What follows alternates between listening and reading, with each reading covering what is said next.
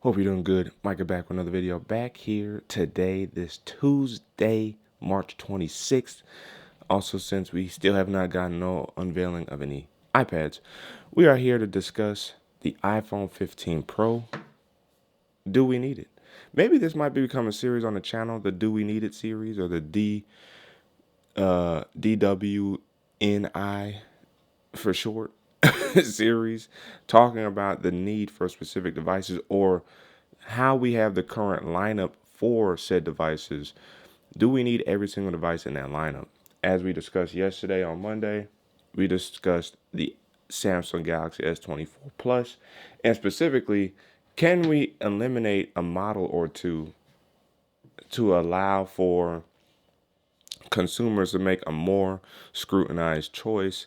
I understand from the perspective of freedom having a bunch of choices, but I also can understand why sometimes you still may not necessarily get what you wanted because of the way the price ladder or the pricing structure is, you know, inserted. So, it can throw people off in terms of wanting to get the device they want. So I think that argument goes both ways in terms of the price ladder, but also in terms of choice of product.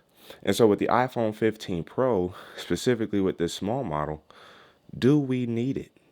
So before we get into this video, I should say, about the iPhone's current lineup and are we able to eliminate some of those devices? If you guys haven't already, make sure you guys ignite the like button, subscribe to the channel, that notification bell. It's all free. That way it's my videos. So you and I can sit back, check, see what's cracking. Now let's get into the video and we're going to talk about the Pro specifically first.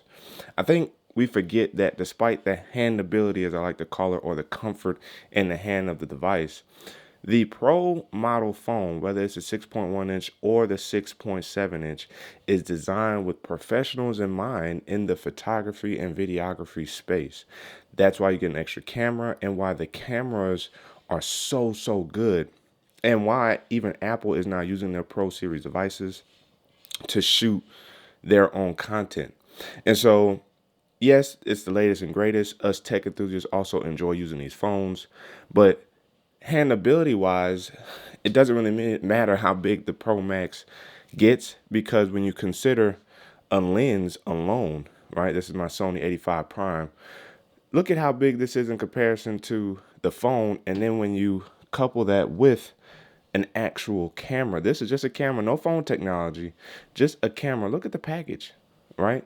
So when you really kind of put it in perspective, the iPhone 15 Pro Max is great in the hands when considering the preferred or primary use cases for the Pro Series devices. And so I can immediately answer this question: do we need the iPhone 15 Pro? No, but we do need the iPhone 15 Pro Max. And I actually think it could be redubbed as the iPhone 15 Pro or iPhone 15 Ultra, or essentially iPhone X Pro, iPhone X Ultra, because this could be the moniker going forward, right?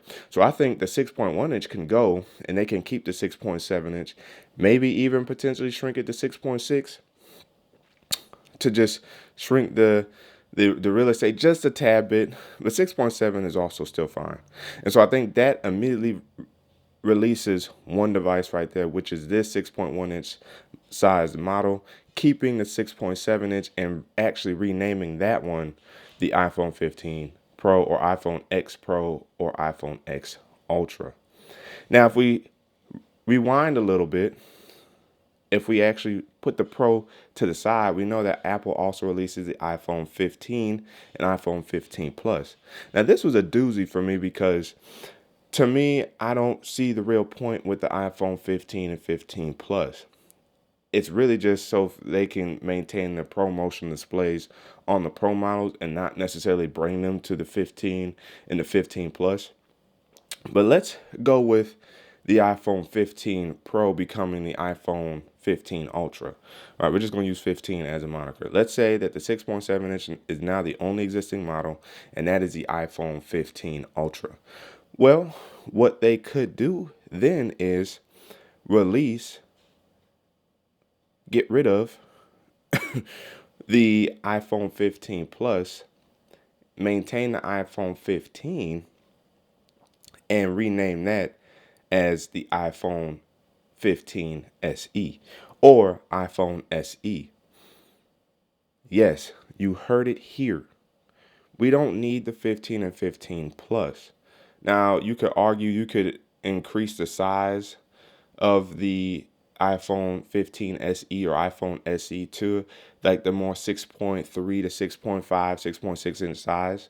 That way it is still a little bit bigger, but now it is the effective base model iPhone while still maintaining a Pro device. And that's how you can get rid of 2 or 3 devices from the iPhone structure right then and there. The iPhone SE is rumored to be coming out soon this year or next year, and is rumored to basically be a modernized or updated iPhone XR, meaning it's going to have modernized design language of the iPhone 13, 14, 15 series, but it's going to look like the iPhone XR, if you remember that beast of a phone. So when you consider the amount of specs and updatedness that they're going to bring to the SE, it might as well just be the base model phone. The iPhone SE, the iPhone, and go ahead and call it the iPhone 15, right? Maybe we just need to get rid of the SE moniker in total and call the iPhone SE the new base iPhone and actually keep it somewhat updated like they are going to with the current SE structure. That becomes a new iPhone 15, a little bit bigger, and then you have the bigger sized Pro model. And that way people know what they need. And then this is an opportunity for iPhone to then not necessarily bring ProMotion to the iPhone 15 SE, but they bring some form of air motion, right? Fluid motion where it's 90 90 hertz display. That way, we're finally moved on from 60 hertz. We are still able to enjoy a level of more smooth, fluid interaction with our devices, and it still provides breathing room between the base model iPhone 15 or iPhone 15 SE and the iPhone 15 Pro slash iPhone 15 Ultra. That way, you have two distinct devices, and there's no people know what they need. I don't need all that camera. I don't need to spend that much more for the camera. And then you're looking at a pricing structure of 800 and 1,000 again. And you have two devices, and that $200 difference is the cameras, is a 120 hertz display, right? It's some of the additional pro features. We know the action button, I believe, is coming to all the devices because that's how Apple has currently been doing their specs, right? You can't see it on this phone as much, but the dynamic island first popped up on the Pro series, then popped up on all the entirety of the iPhone 15 series. And so with the action button doing the same thing, the action button is now also going to come to the iPhone 16 line. So if we want to future proof this and say this is a good idea for Apple, because at the end of the day, we just got way too many devices out here, and you could really boost your sales by giving people two distinct options. You have the iPhone 16 SE or the iPhone 16, and that's basically the 16 and the SE merging into one line with fluid motion or air motion display, meaning 90 hertz refresh rate. The iPhone 16, around 6.3 to 6.4 inches in size, because let's also not forget that the iPhone 16 series is also supposed to be getting a little bit bigger. So you're looking at 6.34 inches or something like that. Basically, it's going to grow another like 0.2 inches in size. So you're looking at a 6.3, 6.4 inch iPhone 16 with air motion, fluid motion display, two cameras. That's, a 48 megapixel and a 12 megapixel, right? Or maybe even 12 megapixels. I was going to say 248 megapixels. That could be fine too, right? That takes care of the majority of iPhone users. And then you have the iPhone 15 Ultra or iPhone 15 Pro, or my bad, the iPhone 16 Pro or iPhone 16 Ultra that offers the three cameras, triple 48 megapixel lenses, right, with different abilities for periscope and optical zooming and a beautiful, sharp, ultra wide, and then of course action button. Maybe you get the camera shutter button on the 16 Ultra that will then come to the 17 series, right? And then you still got the beautiful display, you still got dynamic island, slim down bezels, and you have two distinct devices that consumers can choose from. And your sales could honestly boom because you're getting better battery life still on both devices because they are a bit bigger or maintaining their big size. So battery life is not a question. And now you have a full feature set for the iPhone 15 or 16 that really helps users be comfortable choosing the 16 and not having to push themselves into the pro slash ultra category. Even though that's how the vertical business model, works in Apple's case with the way they price their, storage tiers and all that. If you just wanted to keep it simplified in that way, users would be more than happy to choose the iPhone 16, and then us on YouTube, who actually use these phones for their cameras and their capabilities, that additional CPU power, we can still benefit from the iPhone 16 Pro slash Ultra because of its pro nature. And then maybe it is just iPhone 16 Pro and iPhone 16.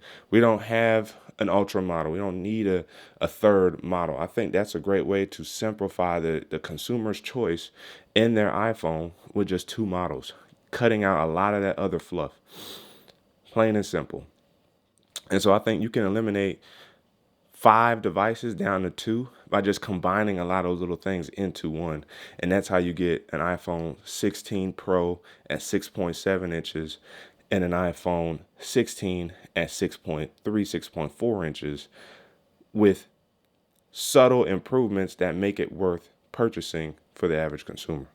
So let me know down in the comment section below what you guys think about this new approach, or this proposed approach for Apple when it comes to their devices. I enjoy my iPhone 15 Pro, but I'm not gonna front. This Samsung Galaxy S24 Plus has made me reconsider buying the Pro Max version next year.